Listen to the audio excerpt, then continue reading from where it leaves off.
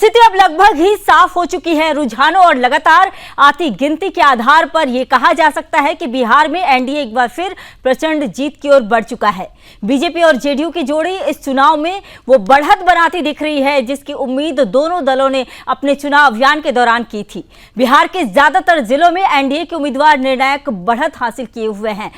सुयास, जैसा कि आप देख रहे हैं कि कई ऐसे जो जगह है जहां पर एनडीए बढ़त बनाए हुए हैं, और साथ ही ये देखा जा रहा है कि जिस तरह से भरोसा आरजेडी ने भी दिखाया था और महागठबंधन के दल के कई और जो दल हैं उन्होंने भी दिखाया था, लेकिन अब जो परिणाम निकलकर सामने आ रहे हैं वो बिल्कुल ही उलट है। एनडीए प्रचंड जीत की ओर बढ़ रही है, कैसे देख रहे हैं?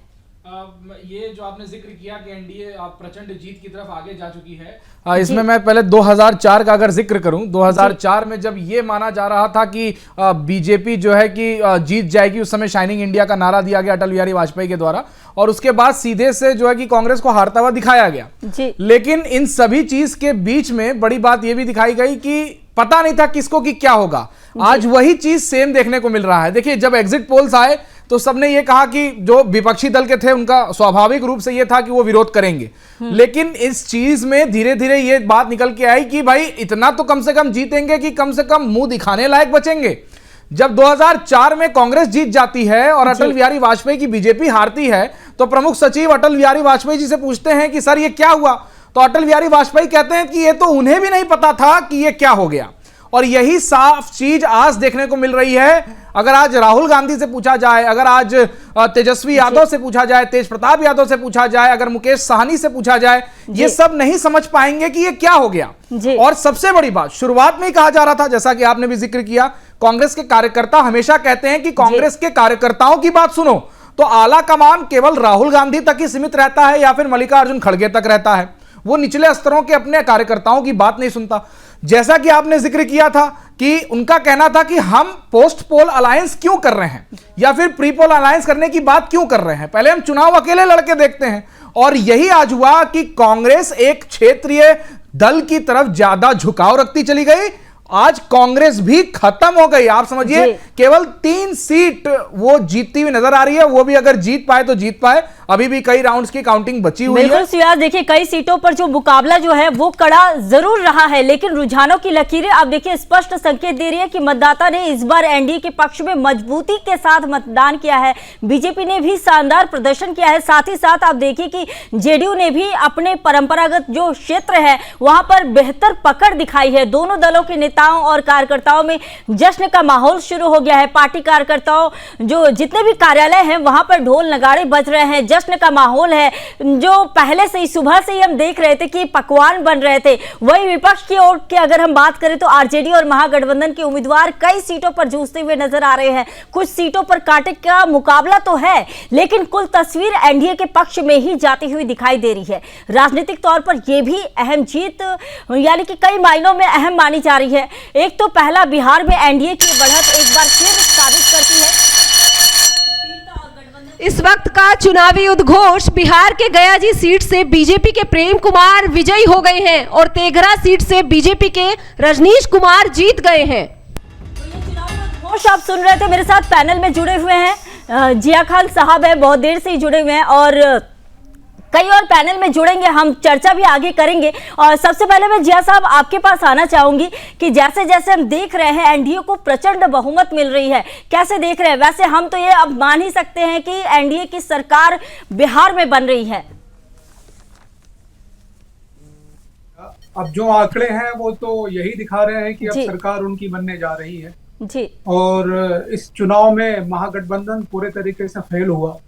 लेकिन जब कभी भी आप, ये कोई पहला इलेक्शन नहीं है, आप किसी भी चुनाव में कांग्रेस के लोगों को या अपोजिशन के लोगों को जब आप देखिए तो उनका बिहेवियर ऐसा होता है कि जैसे वो बिल्कुल चुनाव जीत चुके हैं और बस काउंटिंग का वेट कर रहे हैं। कि हर इलेक्शन में उनके साथ ऐसा ही होता है और चुनाव हारने के बाद थोड़े दिनों में फिर वो वैसे ही हो जाता है कि अगला इलेक्शन फिर वो जीत जाएंगे। जबकि जमीनी स्तर पर उनके यहाँ कोई बहुत बड़ी तैयारी किसी को तो करते हुए नहीं देखा गया है। जबकि बीजेपी इतने बड़े प्रचंड बहुमत में होने के बावजूद भी उनका जो काम करने का तरीका है वो बहुत ही संगठित रूप से वो काम करते हैं और आप देखिए इस बार के चुनाव में उन्होंने कितने बड़े बड़े लीडरों को लगाया था और सबने ग्राउंड स्तर पर जाके काम भी किया। लेकिन जो आरजेडी और कांग्रेस के जो लोग हैं, खासतौर से जो आरजेडी का वोट बैंक रहा करता था ईबीसी और महादलित, इस बार पूरे तरीके से ये शिफ्ट कर गया है, जिसका बहुत बड़ा खामियाजा इस महागठबंधन को भुगतना पड़ा। और उनके सामने तो अब इस वक्त अपने अस्तित्व बचाने की बिल्कुल बात सामने आ गई है, क्योंकि जो रिजल्ट है वो तो इनका आगे आने वाले दिन और मेहनत की तरफ इशारा करते हैं। मैडम देखिए, एक और सवाल अब बीच में आ रहा है कि बिहार में एनडीए की बढ़त तो प्रचंड चुनावी उद्घोष मोकामा सीट से अनंत सिंह 29,000 वोट से जीत गए हैं और अलौली सीट से जेडीयू के रामचंद्र सदा जीत गए हैं। पूर्ण जीत जो है वो निकलकर सामने आ रही है। अनंत सिंह भी जीत चुके हैं और वहीं मोकामा से जो इतनी सारी चर्चाएं रही मोकामा सीट को लेकर, लेकिन अब जो है मोकामा सीट से अनंत सिंह जीत चुके हैं और साथ ही उनके इलाके में देखा जा रहा है कि जो वहां की जो जनता है और या फिर वहां के कार्यालय में भी काफी ज्यादा जश्न का माहौल है। जैसा कि मैं सवाल कर रही थी जिया साहब आपसे कि एनडीए की प्रचंड बढ़त के बाद सीएम कौन बनेगा, इसको लेकर अब सवाल खड़े होने शुरू हो गए हैं, क्योंकि जैसा कि ये देखा जा रहा है कि बीजेपी की सीट जो है, बीजेपी कहीं ना कहीं ज्यादा सीटों से आगे चल रही है जेडीयू से। तो क्या फिर एक बार नीतीश कुमार ही सीएम बनेंगे या फिर किसी और का इसमें नाम सीएम पद में आ सकता है? कैसे देख रहे हैं आप? देखिए, ये सवाल उठना तो अब लाजमी है, क्योंकि अभी तक सबका ये मानना था कि नीतीश कुमार जी बीजेपी के लिए बहुत जरूरी है और उन्हीं के चेहरे पर उनको वोट मिलता रहा है। लेकिन आज का जो रिजल्ट है ये तो कुछ और कहानी बयान करता है। अब सबका अपना अपना, जितने भी इसमें पॉलिटिकल साइंटिस्ट हैं वो अपने तरीके से इसका आकलन करेंगे, लेकिन जहां तक मैं या जनता के हिसाब से मैं ये समझ पा रहा हूं कि शायद बिहार में कुछ सालों तक तो नीतीश कुमार जी को ही मौका दिया जाएगा। पर एक बात मैं इसमें और जोड़ना चाहता हूँ, इस चुनाव में नहीं, इसके पहले चुनाव में जब हम लोग क्षेत्र में घूम रहे थे तो उस वक्त बीजेपी के जो कोर कार्यकर्ता हैं उनके मन में ये इच्छा थी कि अब जब हम लोग सक्षम हैं तो अब अपनी ही पार्टी का कोई चेहरा आए जो यहाँ पर प्रदेश में भी नेतृत्व करे। तो अब दोनों बातों की संभावनाएं हैं। अब देखिए, ये तो वक्त तय करेगा कि नीतीश कुमार जी को पूरे 5 साल मिलते हैं या यहाँ पर भी कुछ बदलाव किया जाएगा। ठीक है, मेरे साथ सुयाश भी बने हुए हैं। सुयाश, ये बताइए कि जैसा कि अभी मैं सवाल कर रही थी जिया साहब से कि अब जो है सीएम का फेस कौन बनेगा, इसको लेकर सवाल खड़े होंगे और इसको लेकर कई सारी जो है बैठकें होनी है। कैसे देख रहे हैं आप? क्या लगता है कि कौन जो है सीएम फेस बन सकता है? क्योंकि जिस तरह से हम देख रहे हैं सुयाश की बीजेपी भी अच्छे सीटों से आगे बढ़ रही है, वहीं उतार चढ़ाव तो देखने को मिल रहा है, लेकिन बीजेपी को भी अच्छी सीट मिल रही है। अगर हम बात करें तो बीजेपी को फिलहाल अभी जैसे कि अपडेट आ रहे हैं कि 95 हो गए हैं, 95 सीटों से बीजेपी आगे चल रही है और जेडीयू 82। तो सीएम फेस किसे बनाया जा सकता है एनडीए से? देखिए, सबसे पहले तो मैं आपको बता दूं कि 95, जैसा कि आपने जिक्र किया, 95 सीटें जो बीजेपी का स्ट्राइक रेट इस चुनाव में रहा है, 101 सीट पर चुनाव लड़ रही थी बीजेपी और उसमें से तकरीबन 100 सीट वो जीत रहे हैं। अगर एक आध सीट 2 ऊपर नीचे हुई तो वो हुई, वरना वो लगभग 99 से 100 स्ट्राइक रेट लेकर के चलेंगे। रही बात मुख्यमंत्री किसे बनाया जाएगा, देखिए बीजेपी ने समय रहते ही भाप लिया था कि नीतीश कुमार उनके लिए कितना ज्यादा इंपॉर्टेंट है और इसीलिए बार बार हर चुनाव में, देखिए एक समय आपको याद होगा किस तरीके से बीजेपी के अंदर जो है कि बातें उठी, बिहार के जितने कैडर के लोग थे कि भाई देखिए चुनाव के बाद मालूम चल जाएगा कि कौन होगा मुख्यमंत्री, कौन बनेगा, ये बाद में डिसीजन हो जाएगा। लेकिन प्रधानमंत्री नरेंद्र मोदी को मंच से खुद कहना पड़ा कि इस बार का चुनाव जो लड़ा जा रहा है वो नीतीश कुमार के चेहरे पर लड़ा जा रहा है। तो बीजेपी ने क्या है कि एक बड़ा दिल दिखाते हुए नीतीश कुमार के चेहरे को आगे किया।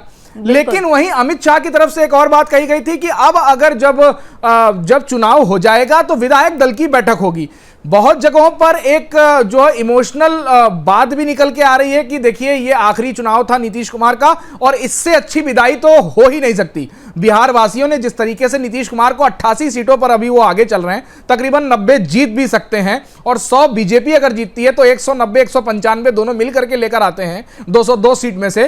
तो इससे अच्छा अगर किसी को आप कहिए फेयरवेल नहीं हो सकता है, क्योंकि ये नीतीश कुमार का आखिरी चुनाव था। तो बड़ा दिल रखते हुए हो सकता है कि बीजेपी कहे कि नहीं, नीतीश कुमार ही मुख्यमंत्री बनेंगे और आने वाले समय में हो सकता है कि 2.5 साल का जो है कि चीजों को बांटा जाए कि क्योंकि हमारी ज्यादा सीटें आई हैं बीजेपी कहे तो इसीलिए हम आपको मुख्यमंत्री, या फिर यह हो सकता है कि जो बड़े पद हैं वो जो है जितने बड़े मंत्रालय हैं वो जेडीयू के खेमे में जाएं और जो मुख्यमंत्री हैं बीजेपी वो अपने पास रखे। नाम देखिए डिसाइड रहता है, सबको पता है, हमें आपको नहीं पता। अविनाश पासवान मेरे साथ जुड़े हुए पैनल में, और अविनाश जी आपका स्वागत है। साथ ही विजय दुबे जुड़े हुए हैं, सीनियर जर्नलिस्ट है, आपका भी विजय जी बहुत स्वागत है। और साथ ही मनोज कुमार जुड़े हुए हैं, सीनियर जर्नलिस्ट है। मनोज जी आपका भी पैनल में बहुत स्वागत है। सबसे पहले मैं आना चाहूंगी अविनाश पासवान जी के पास। अविनाश जी ये बताइए कि एनडीए की जो प्रचंड बढ़त जो हो रही है इसको आप किस कारण से सबसे बड़ी सफलता मान रहे हैं? देखिए, एनडीए की जो सीटें आ रही है मैं आपको बता दूं, सिर्फ एक ही फैक्टर काम कर रहा था बिहार में, वो है माननीय मुख्यमंत्री श्री नीतीश कुमार जी। और ये एनडीए के सारे घटक दल इस बात को बखूबी समझते हैं और मानते भी हैं। इसलिए जो भी अब हमारे घटक दलों में बीजेपी को जो भी सीट आ रही है, जदयू को जो भी सीट आ रही है, लेकिन ये सबसे बहुत पहले तय हो चुका है। कुछ भी हो तो लेकिन सीएम तो हमारे मुख्यमंत्री श्री नीतीश कुमार ही कंटिन्यू करेंगे और इसमें कोई दो राय नहीं। और इसका सबसे बड़ा फैक्टर ये है कि जिस तरीके से महिलाओं के लिए माननीय मुख्यमंत्री जी ने काम किया है, जैसा कि मैं अभी कहीं फुटेज देख रहा था कि बीजेपी के ऑफिस में बहुत सेलिब्रेशन चल रहा था, लेकिन वहां पे महिलाओं से जब बातचीत की गई है तो उन्होंने कहा है कि ये जो श्रेय है ये सिर्फ माननीय मुख्यमंत्री नीतीश कुमार जी को भी जाता है। नो डाउट इसमें बीजेपी के जो लीडर है हमारे प्रधानमंत्री श्री नरेंद्र मोदी जी, उनका तो योगदान है ही, लेकिन बिहार की जहां तक बात है, बिहार में सिर्फ और सिर्फ मुख्यमंत्री श्री नीतीश कुमार जी और उन्हीं के चेहरे पे चुनाव लड़ा गया था और वही सीएम होंगे, इसमें कोई दो राय नहीं है। अविनाश एक सवाल मेरा है आपसे, जिस तरीके से आप बता रहे हैं कि नीतीश कुमार ही मुख्यमंत्री होंगे, लेकिन ये बार बार बीजेपी की तरफ से पूरे चुनावी अभियान में ये भी कहा गया कि हम जीतने के बाद विधायक दल की बैठक होगी, उसमें डिसाइड होगा कि कौन मुख्यमंत्री होगा।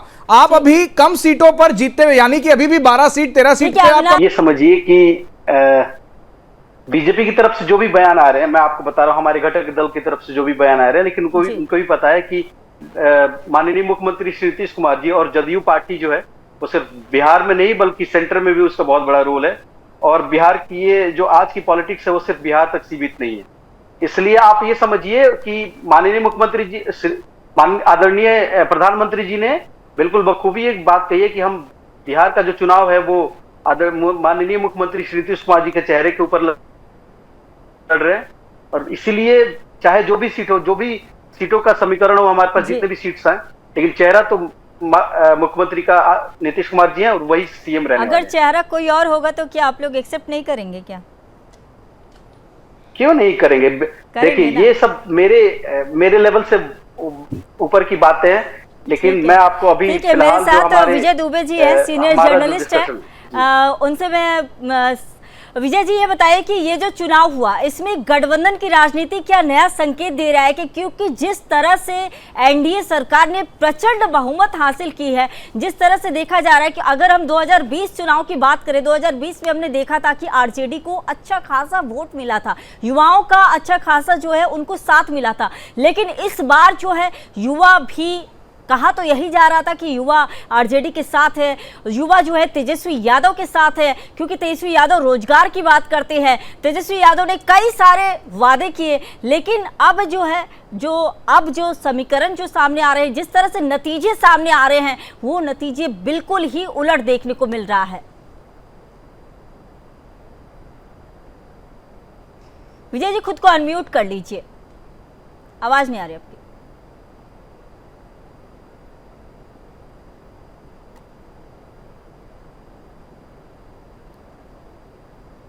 ठीक है, मेरी आवाज आ गई? जी आ रही है, बोलिए। जी देखिए, बिहार में अभी तक जो चुनाव हो रहे थे या इससे पहले के जो चुनाव हुए उसमें जो जिन पार्टियों का एक अहम रोल नजर आया है या जिन्होंने कि अपना बिहार को बनाने में या पिछली बिहार की सरकारें बनाने में कहूं अपना रोल अदा किया है। इस बार मुझे लगता है कि वो सारे समीकरण, जैसे हम लोग कहते थे आपकी MY एक ऐसा समीकरण है जो कि बहुत ही मजबूती के साथ RJD के साथ खड़ा होता है और उसका रिजल्ट नजर आता था। लेकिन वो समीकरण इस बार सारे धराशायी हो गए हैं, बदलते हुए नजर आ रहे हैं। और जिस प्रकार की मेजॉरिटी NDA ने हासिल की है, खासतौर पे अगर मैं कहूं कि भारतीय जनता पार्टी अगर सबसे बड़ा दल के रूप में उभरी है, तो निश्चित तौर पे ये बिहार में एक नया आविष्कार है, क्योंकि इसके पहले तक या तो ये RJD हुआ करती थी या JDU हुआ करती थी।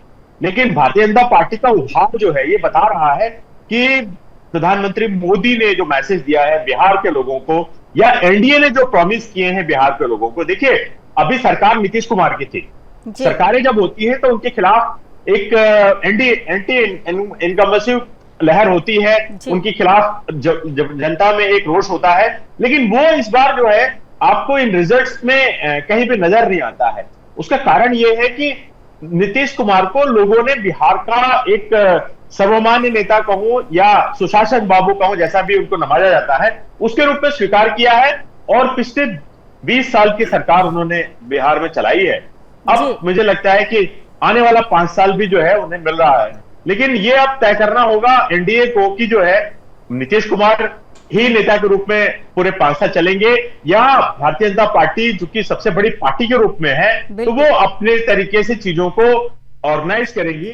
एक और उसमें महत्वपूर्ण बात यह है कि चूंकि मोदी सरकार का समर्थन जनता दल यू भी करता है और उसके सांसदों का एक सपोर्ट है मेजॉरिटी के लिए, तो एक बहुत अहम बात होगी कि JDU को किस प्रकार से बीजेपी आगे ले जाती है, अपने साथ एकोमोडेट करके चलती है। बिल्कुल, ये देखना होगा कि बीजेपी जैसे कि बड़ी पार्टी के रूप में बिहार में अभी निकलकर सामने आ रही है और किस तरह से JDU को आगे लेकर बीजेपी जाती है, इस पर भी नजर होगी। बीजेपी की रही ज्ञानेश कुमार की जीत है। बिहार चुनाव नतीजों पर MP अरविंद सावंत ने बोला। दरअसल ये जो बयान अभी सामने आ रहे हैं ये इसलिए आ रहे हैं क्योंकि जो इलेक्शन कमीशन है उस पर कई सवाल खड़े उठे। जब SIR का मुद्दा सामने आया था, SIR के मुद्दे को लेकर जो विपक्ष जो है वो विपक्ष लगातार जो है ज्ञानेश कुमार पर, इलेक्शन कमीशन पर सवाल उठा रही थी। चलिए इलेक्शन को लेकर और भी अपडेट ले लेते हैं। मेरे साथ श्रेयस है लगातार बने हुए। श्रेयस, क्या अपडेट आ रही है फिलहाल अभी जो नतीजे सामने आ रहे हैं उसको लेकर?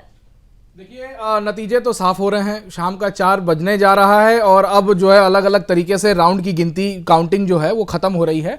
अब ये समझ जाइए कि 18 तारीख को बीजेपी और JDU यानी NDA अपनी सरकार बनाने जा रही है और ये एक बहुत बड़ा सेटबैक है। जातिवाद की राजनीति की बात कर लीजिए आप, इस देश में देश विरोधी राजनीति की बात कर लीजिए, या फिर आप ऐसा कह लीजिए कि घुसपैठियों का जो समर्थन करते हैं उनकी आप राजनीति, उनके समर्थन की राजनीति जो करते हैं उनका कह लीजिए, कुल मिलाकर के जो अति आत्मविश्वास था ये उसकी बहुत बड़ी हार है।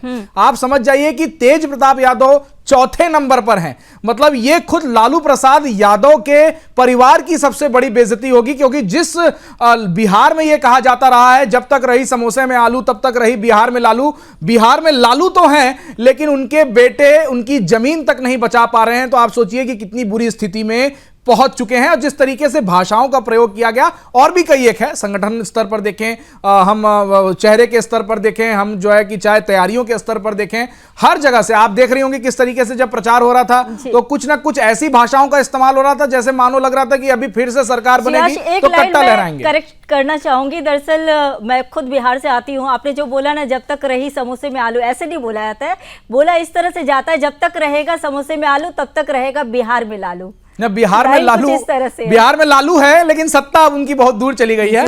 हमारे साथ विजय जी भी जुड़े हुए हैं। विजय जी, हम ये जानना चाहेंगे, आप बहुत वरिष्ठ हैं, ये बताइए कि जिस तरीके से 2024 में एक गठबंधन बना, इंडिया गठबंधन, कुछ लोग उसको इंडी गठबंधन भी बोलते हैं, इस इंडी गठबंधन का अब भविष्य क्या होगा? क्योंकि कांग्रेस क्षेत्रीय दलों के सहारे आगे बढ़ने की कोशिश करती रही, लेकिन निचले स्तर पर जितने कार्यकर्ता थे कांग्रेस में वो कहते रहे कि भाई अकेले चुनाव लड़िए, अपने दम पे चुनाव लड़िए, लेकिन आरजेडी का साथ लेना। आरजेडी तो गई, कांग्रेस भी खत्म हुई। अब भविष्य क्या आने वाले समय में आप देख सकते हैं कि ये जो महागठबंधन बना है, इंडी गठबंधन, वो आने वाले समय में टूट सकता है? नहीं, ऐसा है, थोड़ा इंतजार करिए, अभी और स्टेट्स के भी चुनाव होने हैं। आपको ऐसा क्यों लग रहा है कि बिहार में आकर के जो है, अरे अभी वेस्ट बंगाल का चुनाव होना है, उसके बाद अन्य राज्यों के चुनाव होने हैं, SIR ऑलरेडी आपको पता है कि 12 राज्यों में चल रही है। वेस्ट बंगाल तो में ये- ममता बनर्जी आने नहीं देगी। आपको भी पता है कि ममता बनर्जी कभी कांग्रेस का समर्थन नहीं करेंगी, वो तो विरोध करती फिरती हैं, कहती हैं कि मैं उसका हिस्सा नहीं हूं, मुझे जो है मुखिया बनाया जाना चाहिए। कोई दिक्कत नहीं है। आप जो है वेस्ट बंगाल को 30 साल कम्युनिस्टों ने रूल किया, वहां मार्क्सवादी गवर्नमेंट हुआ करते थे। 30 साल से भी जो है ज्यादा, वो 34 साल विजय जी, 34 साल। 34 साल, जी जी जी जी, आप सही कह रहे हैं। मैंने तो जी। 3 दशक गिना दिए।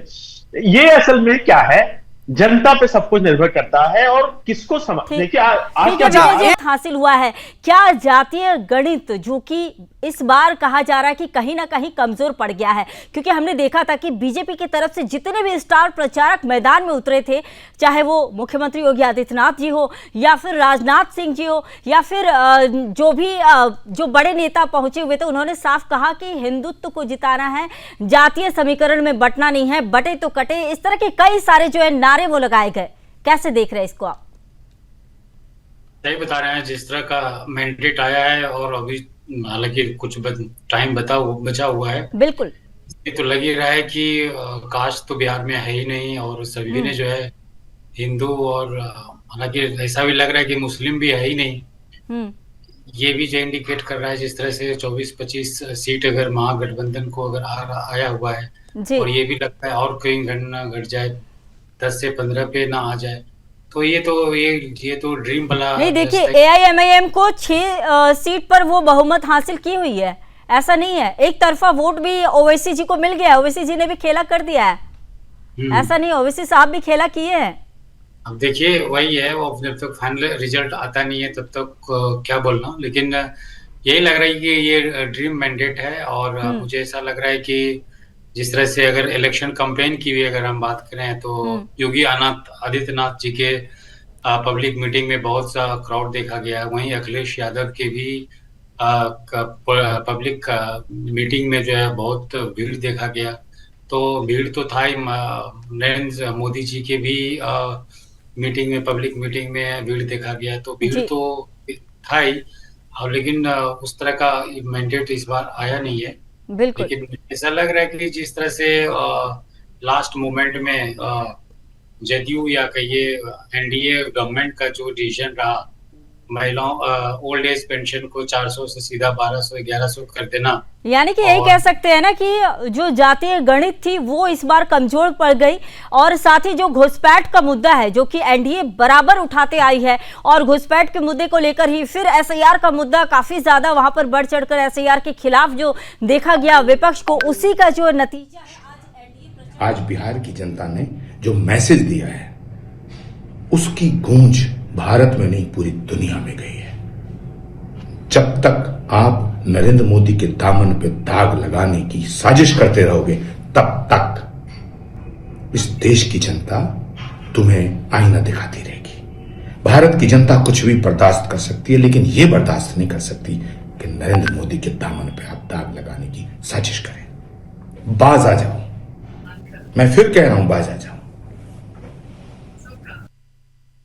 थे सुब्रमण्यम स्वामी जी को कि भारत की जो जनता है वो साजिश नहीं स्वीकार करेगी। उसी का परिणाम है कि एनडीए आज प्रचंड जीत की ओर बढ़ रही है। सियास, जैसा कि मैं सवाल कर रही थी कि जिस तरह से हमने देखा था कि जो जन स्वराज की पार्टी है वो बिहार में त्रिकोणीय मुकाबला दिखा रही थी कि हम त्रिकोणीय मुकाबला कर रहे हैं, वो महागठबंधन के खिलाफ थी। बड़े बड़े जो हवाई वादे हैं वो किए जा रहे थे उनके द्वारा। एनडीए को लेकर उन्होंने कई सारे कहे कि एनडीए ने 20 साल में कुछ नहीं किया है बिहार में। लेकिन आज जो है जनता, जो जन स्वराज की पार्टी है, अभी तक फिलहाल खाता नहीं खोल पाई है। नहीं तो देखिए, जैसे कि अभी गुरुजी भी बोल रहे थे ना कि प्रधानमंत्री नरेंद्र मोदी के ऊपर यदि सीधा अटैक करोगे तो भारत की राजनीति में अभी तो नहीं जीत सकोगे। यही बात मैंने सुबह भी कही थी, जब मैं सुबह बना हुआ था तब भी मैं ये बात कह रहा था कि यदि आज बीजेपी के खेमे में पूरा पक्ष जाते हुए दिखाई देता है, यानी पूरा एनडीए के खेमे में ये पूरा रिजल्ट जाते हुए दिखाई देता है, तो ये जान जाइएगा कि आप जिस तरीके से विपक्ष की राजनीति सीधे मोदी को प्रहार करने की है। ठीक है, राजनीतिक विज्ञान में यह माना जाता है कि भाई जो सबसे बड़ा नेता है या तो उसको जो है गाली दे दो या तो उसकी बहुत तारीफ कर दो, तो जो है कि तुम भी बहुत बड़े बन जाओगे। लेकिन तुम्हारा बड़ा बनना नाम हो सकता है, कदमे बड़े नहीं बन सकते। यह विपक्ष नहीं समझ सका। और आज तक ना तो राहुल गांधी समझते हैं और ना तो राहुल गांधी से जुड़े हुए जितने भी विपक्षी दल के नेता हैं वो समझते हैं। अगर नरेंद्र मोदी का तुम्हें सामना करना है तो तुमको नैतिकता के आधार पर खड़े होकर के उनसे लड़ाई लड़नी होगी, ना कि तुमको जो है कि उनके दामन पर दाग लगा के लड़नी होगी। अगर इस देश में, अगर हम मानते हैं कि इस देश में भुखमरी भी है, हम मानते हैं कि इस देश में अभी भी जो है कि अशिक्षा है, हम मानते हैं कि इस देश में अभी भी गरीबी है, इस देश में भ्रष्टाचार बहुत ज्यादा है और हर स्तर पर भ्रष्टाचार है, अभी भी कुछ चीजें ठीक नहीं हुई हैं और बहुत सारी चीजें ठीक नहीं हुई हैं, लेकिन बात होती है कि आप मुद्दे की कितनी बात करते हो। हर भाषण में अगर नरेंद्र मोदी को रखोगे तो फिर परिणाम ऐसे ही देखने को मिलेगा। दूसरा, जैसा कि आपने जिक्र किया कि प्रशांत किशोर कहां चले गए, मैं ये समझ नहीं पा रहा हूं कि सुबह से मैं प्रशांत किशोर देख नहीं पाया। अति आत्मविश्वास में वो कह रहे थे, लिख करके वो गए थे तमाम मीडिया चैनल्स पे आकर के वो कहते थे कि 30 से अगर ऊपर आ जाएगी नीतीश कुमार को सीटें तो मैं राजनीति छोड़ दूंगा। और उन्होंने ये बोला था, लिख करके दावा किया था कि 30 से ऊपर नहीं आएगी। आज इस बिहार के प्रशांत महासागर में वो किशोरावस्था की किलकारी कहां दब चुकी है कोई नहीं जानता है। और यह जानना जरूरी है कि जो त्रिकोणीय मुकाबला, जो अपने आप को कहते थे कि वो इलेक्शन के स्ट्रेटेजिस्ट हैं, 12 मुख्यमंत्रियों को उन्होंने देश में जिताया है। त्रिकोणीय मुकाबला हमने 2020 में देखा था, पुष्पम प्रिया के नाम पर भी आया था, लेकिन फिर उसके बाद कहीं कुछ नहीं दिखा था। जिया साहब, आपसे मेरा सवाल है कि बीजेपी का बढ़ता प्रभाव क्या जेडीयू के भविष्य को प्रभावित करेगा आगे? क्योंकि देखिए बीजेपी बहुमत ज्यादा ला रही है। अगर जेडीयू के सीटों की अगर हम बात करें, जहां जेडीयू की सीट अगर मैं आपको बताऊं तो जेडीयू 84 सीटों पर आगे चल रही है, वहीं बीजेपी 94 यानी कि 94 सीटों पर आगे चल रही है। तो क्या इससे प्रभाव होगा क्या भविष्य में आगे जेडीयू के लिए? देखिए, प्रॉमिस तो पहले उनको ही, नीतीश कुमार जी को ही लेकर किया गया है जी, लेकिन उसके साथ ही एक पॉइंट और ऐड हुआ है कि ये विधायक दल की बैठक में तय होगा जी। तो ये दोनों चीजें विरोधाभास पैदा करती हैं। लेकिन जो बिहार जैसे प्रदेश में नीतीश कुमार जी का चेहरा भी बहुत जरूरी है और उनको रख कर ही शायद बीजेपी आगे बढ़े। लेकिन ये बीजेपी के जो बहुत पुराने लीडर हैं, कार्यकर्ता हैं, उनके मन में तो ये बात है ही है कि अब उनके लोगों को ही फ्रंट पे आकर लीड करना चाहिए। अब इसका फैसला तो बीजेपी के लोग ही कर पाएंगे। लेकिन एक चीज वहां की यह भी काबिले गौर है कि जो वहां पे स्वर्ण मुख्यमंत्री लास्ट बने थे वो कांग्रेस के जमाने में बने थे। उसके बाद फिर वहां की जो लीडरशिप रही है वो नॉन स्वर्ण लीडरों के ही हाथ में रही है। ठीक है जिया साहब, वापस आऊंगी चर्चा में, लेकिन इस सबसे पहले आपको सुनाते हैं कि मेरी सहयोगी मीनाक्षी श्रीयान बनी हुई हैं वहां पर बीजेपी कार्यालय के बाहर, वहां के नेताओं से बातचीत की है, क्या कुछ कहा है आइए सुनाते हैं। माहौल जो है वो शुरू हो चुका है। जिस तरीके से आप देख सकते हैं कि ढोल नगाड़े जो है वो बजाए जा रहे हैं और खुशी का माहौल है। लड्डू जो है बांटे जा रहे हैं। इस तरीके से लड्डू जो है बन रहा है। लड्डुओं का केक भी जो है, देखिए लड्डुओं का केक भी जो है यहाँ पर तैयार हो चुका है और लड्डू जो है लगातार बांटे जा रहे हैं। अगला टारगेट बंगाल है और हम लोग बिहार को स्वच्छ और सुंदर बनाएंगे और हर वहाँ के युवा को नौकरी का इंतजाम करेंगे।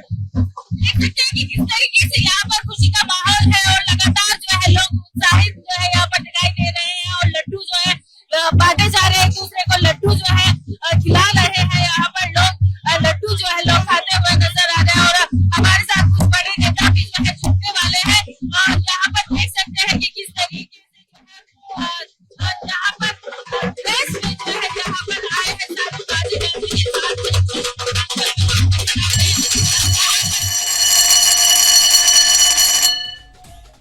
चुनावी उद्घोष। बिहार के दमदाहा से जेडीयू की लेशी सिंह जीत गई है और बेलागंज से जेडीयू की इमराव देवी जीत गई है और बीजेपी के रामकृपाल यादव जीत गए हैं। ये सरकार जो है लीड कर रही है, बीजेपी उसमें लीड कर रही है। तो यहाँ पर जो बीजेपी कार्यकर्ता है वो लगातार खुश नजर आ रहे हैं, बाजे गाजे के साथ जो है खुशियां मनाते हुए नजर आ रहे हैं।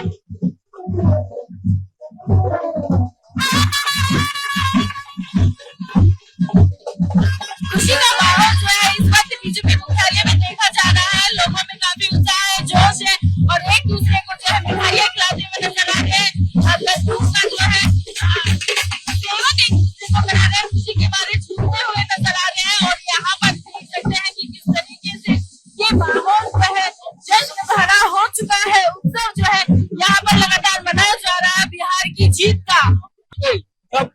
से मोदी जी की जय जयकार कर रहे हैं। बिहार की जनता ने भी एनडीए सरकार को चुना है, क्या कहेंगे? चुनाव में प्रचंड जीत हुई है प्रधानमंत्री मोदी जी के नेतृत्व में और प्रदेश में नीतीश जी के नेतृत्व में। और जिस तरीके से विपक्ष दावा करता हुआ नजर आ रहा था, उसका आप क्या कहेंगे? वो जमीन पे थे नहीं।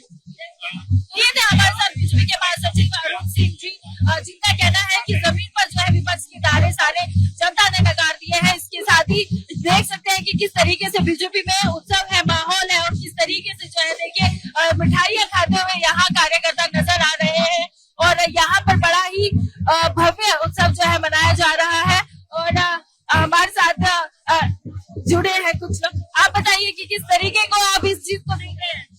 देखिए, ये एनडीए की बहुत बड़ी जीत है, क्योंकि अगर राज्यों की तुलना की जाए तो जो बिहार है वो तीसरे नंबर का राज्य है। और हमारे गठबंधन, मैं तो ये कहूंगा कि ये हमारी जोड़ी जो थी नीतीश कुमार और चिराग पासवान और बीजेपी वाली, ये आपके महेंद्र सिंह धोनी, विराट कोहली और रोहित शर्मा वाली जोड़ी है। माननीय नीतीश कुमार जी ये धोनी है जो बहुत पुराने समय से हैं, और हमारे जो मोदी जी हैं वो विराट कोहली वाला प्रदर्शन कर रहे हैं। चिराग भाई जो है वो रोहित शर्मा वाला है। लेकिन अभी जो देखा जाए तो जनता बिहार की इतनी समझदार हो गई, उसको पता है जो विकास का रथ है वो एनडीए के साथ बंधा हुआ है, और चौमुखी विकास पूरी तरह से भारतीय जनता पार्टी के सहयोगी दल करने में सक्षम है। इसीलिए हम बार बार जनता का दिल जीतने में सफल हो रहे हैं। धन्यवाद आपका। तो बहुत यहाँ पर देखिए किस तरह का उत्साह और जोश जो है नजर आ रहा है लगातार। और यहाँ पर लोग जो एक दूसरे को मिठाइयां खिला रहे हैं, लगातार ढोल नगाड़े बज रहे हैं। जिस तरह का उत्साह, क्योंकि अभी जो है रिजल्ट उतना क्लियर भी नहीं है, फिर भी यहाँ पर जो है देखा जा सकता है कि उम्मीदें बहुत ज्यादा यहाँ पर एनडीए सरकार को है कि वो ही जो है जीतने वाले हैं। और जीत से पहले का ये जश्न है जो मनाया जा रहा है। और जिस तरीके से यहाँ पर कार्यकर्ताओं में उत्साह है वो भी देखने लायक है, क्योंकि देख ही सकते हैं कि किस तरीके से गाजीबाजी के साथ जो है लगातार ये उत्सव बीजेपी मुख्यालय में, दिल्ली के बीजेपी मुख्यालय में मनाया जा रहा है। लोग बड़े ही खुश है, कार्यकर्ता बड़े ही खुश नजर आ रहे हैं कि बिहार जैसे बड़े राज्य में भी जो है एनडीए ने अपना परचम लहराया है। जी हमारे साथ हैं सर। सबसे पहले यही पूछना चाहूंगी कि जिस तरीके से एनडीए बिहार में अपनी जीत दर्ज कराती हुई नजर आ रही है, हाइड्रोजन बम का क्या हुआ? वो तो बम जो है उनके हाथों में पड़ गया और सेल्फ डेटोनेट हो गया। और बम नहीं, लोगों ने सुशासन के लिए वोट किया। जंगल राज, कट्टा राज, बम राज, ओसामा राज, इसके लिए वोट नहीं किया है। लोगों ने राम जी और माँ सीता के भजन गाने वाली मैथिली के लिए वोट किया है। ओसामा की पार्टी के लिए वोट नहीं किया है। लोगों ने जंगल राज के खिलाफ वोट किया है। जो सुशासन का राज देते उनके लिए वोट किया है। लोगों ने जो जन नायक को सम्मान देते उनके लिए वोट किया है। जो गण नायक शहाबुद्दीन के साथ है उनके लिए वोट नहीं किया है।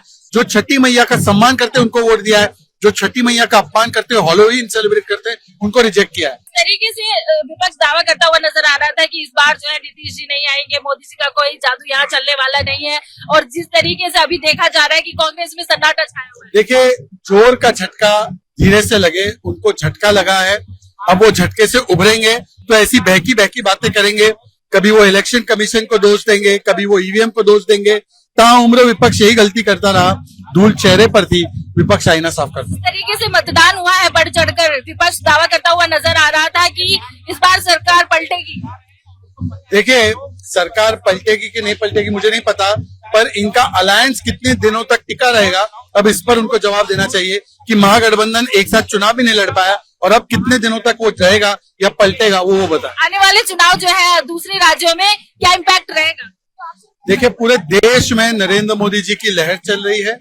हरियाणा में, महाराष्ट्र में, अब हमने देखा है बिहार में भी, और बिहार के बाद बाकी भी जगह जहाँ चुनाव हो रहा है, बंगाल, असम, तमिलनाडु, वहां पर भी आप देखेंगे कि एनडीए की सरकार बनेगी। वीरेंद्र सचदेवा जी हमारे साथ इस वक्त मौजूद है। सर, जीत को किस तरीके से देख रहे हैं? विपक्ष यहाँ पर लगातार अलग अलग दावे करते हुए नजर आ रहा है। विपक्ष को दावे करने दीजिए, क्योंकि वो हवाई बातें करते हैं, उनको जमीन की वास्तविकता का पता नहीं है, और वो लोग अपने काम को लेकर गंभीर नहीं है। और जनता ऐसे लोगों को जवाब भी देती है जो जवाब दिया है।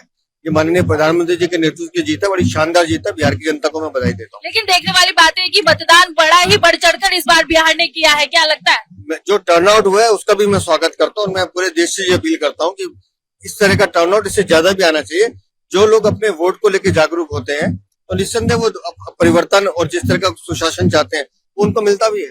तो बहुत धन्यवाद। तो ये थे हमारे साथ दिल्ली के बीजेपी प्रदेश अध्यक्ष वीरेंद्र सचदेवा जी। कैमरा पर्सन जीतू के साथ मीनाक्षी श्रीयान, सुदर्शन न्यूज, दिल्ली। तो प्रचंड जीत जो एनडीए को मिल रही है उसका जश्न दिल्ली से लेकर पटना तक, बिहार के कई जगहों तक ये जश्न का माहौल था। फिलहाल हम आपको दिखा रहे थे, दिल्ली से तस्वीरें दिखा रहे थे, दिल्ली के मुख्यालय से दिखा रहे थे, जहां बीजेपी नेताओं से मेरी सहयोगी मीनाक्षी श्रीयान ने जब बात की तो साफ बीजेपी के नेताओं का कहना था कि वहां की जनता ने छठी मैया के अपमान करने वालों को वोट नहीं दिया, वहां की जनता ने घुसपैठियों को पालने वालों को वोट नहीं दिया है, वहां की जनता ने विकास को वोट दिया है। सियाश ये बताइए कि महागठबंधन की रणनीति आखिर कहां टूट गई, जिस वजह से महागठबंधन को आज जिस तरह से आंकड़े सामने आ रहे हैं उसमें यह दिख रहा है कि हाफ सेंचुरी तक नहीं पार कर पाई। देखिए, सबसे पहले तो जो अति आत्मविश्वास था यहां पर सबसे बड़ा एक लैक हुआ महागठबंधन को। दूसरा था एमवाई का समीकरण। एमवाई का समीकरण क्या था? महागठबंधन यह सोच रहा था कि मुस्लिम समाज और यादव समाज एक मुष्ठ होकर के, एक मुट्ठी बांध करके, आंख बंद करके जो है कि सीधे सीधे महागठबंधन को वोट देगा। लेकिन बीजेपी ने इस मिथ्य को तोड़ते हुए एमवाई के सामने एक ऐसा एमवाई यानी कि महिला और साथ ही साथ यूथ को खड़ा किया।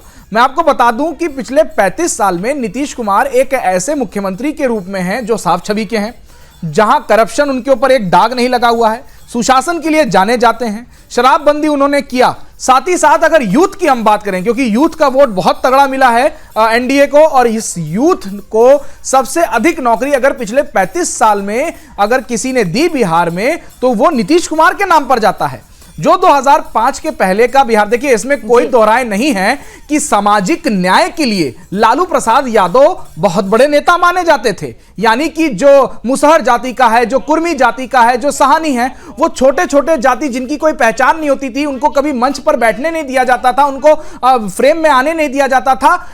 नो डाउट कि लालू यादव ने उन सबको एक मंच पर लाके खड़ा किया, उनको एक मंच दिया, आगे लाकर खड़ा किया। लेकिन लालू यादव के कार्यकाल को यह भी नहीं भूलना चाहिए कि किस तरीके से नरसंहार हो जाते थे, किस तरीके से गाड़ियां लूट ली जाती थी। आपको याद होगा कि किस तरीके से उनके घर में शादी थी और शोरूम से गाड़ी उठा के लेके चले गए थे। तो ये सब किस्से जो हैं आज भी लोगों के रोंगटे खड़े कर देते हैं। तो जहां लालू यादव ने अच्छा किया उसको बोलना चाहिए, नो डाउट। लेकिन जंगल राज की जब बात आई तो जंगल राज कोई नहीं चाहता था, और एमवाई के सामने एमवाई यानी कि मुस्लिम और यादव के सामने महिला और यूथ को खड़ा करना और महिलाओं का वोट एक साथ पड़ना। और इसमें भी महिलाओं में कौन सा, जिस तरीके से विपक्ष कह रहा था कि मैं शराबबंदी जो है उसको आते ही खोल दूंगा, खुलेआम शराब बिकेगी, महिलाओं में यह डर हुआ। आज भी जो भी शराब की घटनाएं बिहार में आती हैं, महिलाएं समझती हैं कि यह शासन प्रशासन की गलती नहीं है, ना ही यह नीतीश कुमार की गलती है, यह गलती है उनके घर में पुरुषों की, उनके घर में पतियों की, उनके घर में बेटों की, बच्चों की, जो डबल दाम पर दारू खरीद के लाते हैं और पीते हैं, उसके बाद फिर समाज गंदा होता है। तो महिलाओं को यह था कि नहीं, हमें साथ लेकर के चलना है और हम सुशासन सरकार के साथ जाएंगे। 10,000 रुपए भी मिले। जो नीतियां बनाई गई नीतीश कुमार के द्वारा उसको इंप्लीमेंट किया गया, हर घर तक पहुंचाया गया, चाहे सड़क की बात करें, चाहे शौचालय की बात करें, चाहे बिजली की बात करें, चाहे शिक्षा की बात करें, हम चाहे साइकिल की बात करें, वो घर घर तक पहुंचाया गया। चाहे हम स्किल्स की बात करें, उन्होंने पहुंचाने की कोशिश की। तो ये सारी चीजें महागठबंधन नहीं सोच सका, ना ही देख सका, और महागठबंधन का जो मित्र वो ऐसा टूटा कि भाई आप देखिए, स्क्रीन देखिए सुदर्शन की कि किस तरीके से 215 एक साथ एनडीए दिखाई दे रहा है और दूसरी तरफ मात्र 25 पर आकर के रुके हुए हैं। बिल्कुल, उसके बाद बढ़ भी नहीं रहे आगे। यानी कि जैसा कि मैंने कहा है कि अभी तक जो है सेंचुरी, हाफ सेंचुरी भी पार नहीं कर पाई है। मनोज जी, मैं आपके पास आना चाहूंगी, ये बताइए कि अब जो है हम कह सकते हैं ना कि तस्वीर बिल्कुल साफ मानी जा सकती है। नहीं, अब 215 जब आगे जान में आगे आ रहा है तो फिर इसमें क्या बोलना, और अगर घटता भी है तो 40-50 मनोज जी कहीं ना कहीं मायूसी आप में भी झलक रही है, ऐसा क्यों? नहीं, मायूसी क्या रहेगा, जो रुझान आएगा, मतलब इस बार आप मानते हैं ना कि इस बार बिहार के मैंडेट ने ये तो कह दिया कि हम कोई जाति के नहीं हैं, ये मान लो कि भाई हम सब हिंदू हैं। और जो आग्रह था कि ज्ञान का विकास, गरीब, युवा, अन्नदाता यानी किसान और नारी यानी महिला, इनके विकास के लिए आप काम करते रहो, और उसका आशीर्वाद जनता आपको देगी। मतलब प्रदेश सरकार की, नीतीश सरकार की योजना, केंद्र सरकार की योजना, ये महिला, युवा, पिछड़ा, अति पिछड़ा, इन सब समाज के लिए प्रामाणिकता से करते रहे। ये कोई चुनाव के पहले जीविका दीदी को 10,000 दिया या वृद्धा पेंशन 400 का 1100 किया, इसलिए वोट नहीं मिले। ये पिछले 10 साल से उज्ज्वला योजना है, किसान सम्मान योजना है, प्रधानमंत्री आवास योजना है, ऐसे कई योजना जिसमें जात धर्म न देखते हुए सभी लाभार्थियों को उसके लाभ एनडीए सरकार पहुंचाती रही और आज उसकी आशीर्वाद रूप की रसीद जनता ने बिहार में दी है। मतलब आज के नतीजे तो पूरे आने हैं। 30 सीटें ऐसा कहा जाता है जो मुस्लिम यादव बहुल है, वहां एनडीए के लोगों का डिपॉजिट जब्त हो जाएगा, वहां पर एनडीए जीती है। 60 सीटें जहां एससी समाज बहुल है, जहां भाजपा को कोई खड़ा नहीं करेगा, ऐसी कांग्रेस के नेता, आरजेडी के नेता कहते थे, वहां 60 सीटें एनडीए जीता है। अति पिछड़ा क्षेत्र में तो 110 सीटें जीते हैं। इसका मतलब यह है कि बिहार की जनता ने विकास की राजनीति पर अपनी मोहर लगा ली है। भाजपा ने अपने चुनावी नारा में टैगलाइन की थी, रफ्तार पकड़ चुका है बिहार। विकास की रफ्तार पकड़ चुका है बिहार, ये जनता के दिमाग में बैठ गया और उन्होंने देखा या एम्स आ रहे हैं, या मखाना बोर्ड आ रहा है, या हाईवेज आ रहे हैं, या वंदे भारत ट्रेन आ रही है, और जिस प्रकार ये विकास बिहार को आगे ले जाएगा, पलायन 13% से कम होकर 3% तक कम आया, ये भी जनता ने देखा। इसलिए हर घर में नौकरी और हर जीविका दीदी को नौकरी वाला लालू जी तेजस्वी का नारा लोगों ने ठुकरा दिया। ये हमने यहाँ जाना है। और सबसे महत्वपूर्ण बात जो मुझे लगी कि बिहार में चुनाव है तो हिंसा है, 60-65 लोगों की हत्या है, बूथ कैप्चरिंग है, फिर रीपोल है। इस चुनाव में एक भी बूथ पे रीपोल नहीं हुआ, इस चुनाव में किसी की हत्या नहीं हुई, हिंसा नहीं हुई, नारेबाजी की होगी लेकिन किसी का खून नहीं आया। मुझे लगता है कि ये कानून व्यवस्था कैसे ठीक है इसका परिचय था, और इसके लिए ही जनता ने ये वोटिंग किया है, ये आशीर्वाद दिया है, ऐसा हमारा विश्वास है। मुझे लगता है कि एनडीए के नेतृत्व में जनता का आशीर्वाद या भरोसा जो मिला है, उसके साथ साथ जिस प्रकार लालू जी, तेजस्वी जी ने वायदे किए, हर घर में नौकरी के लिए लगेगा 7 लाख करोड़, जीविका दीदी के लिए लगेगा 4 लाख करोड़, 11 लाख करोड़ का बजट ही नहीं, 3.5 लाख करोड़ का बजट है।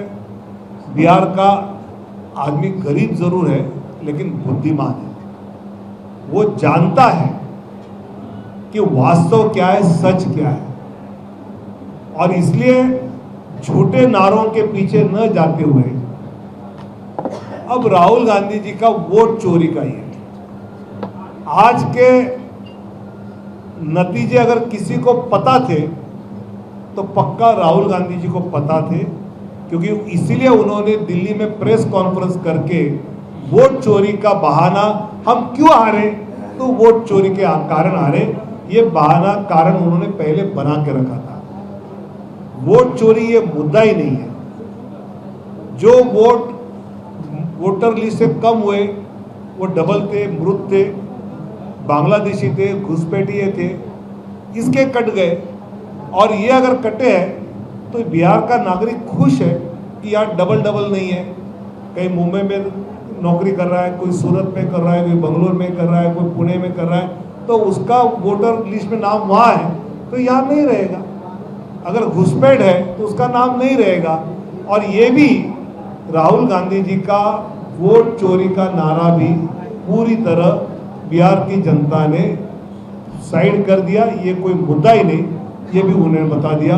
और इसलिए बिहार की जनता ने जिस प्रकार बिहार के विकास की रफ्तार बढ़ाने के लिए वोटिंग किया है, तो आने वाले दिनों में बिहार। तो आप सुन रहे थे विनोद तावड़े जी को। तो जिस तरह से विनोद तावड़े जी ने कहा कि बिहार की जनता ने जो है वहां के जो एसआईआर के मुद्दे को लेकर सबसे बड़ी बात जो सब निकलकर सामने आ रही थी कि राहुल गांधी ने ये कहा था, आरोप लगाया था कि वोट चोरी किया जा रहा है बीजेपी के द्वारा, एनडीए के द्वारा, लेकिन वहां की जनता ने नकार दिया है। घुसपैठियों के मुद्दे पर वहां की जनता ने वोट दिया है क्योंकि घुसपैठियों को निकाला गया एसआईआर के माध्यम से। तो देखिए जिस तरह से जो वोट हुई है उसमें ये सीधा सीधा देखा जा रहा है कि एनडीए जहां 215 पर बढ़त बनाई हुई है, वहीं महागठबंधन 25 सीटों पर चल रही है।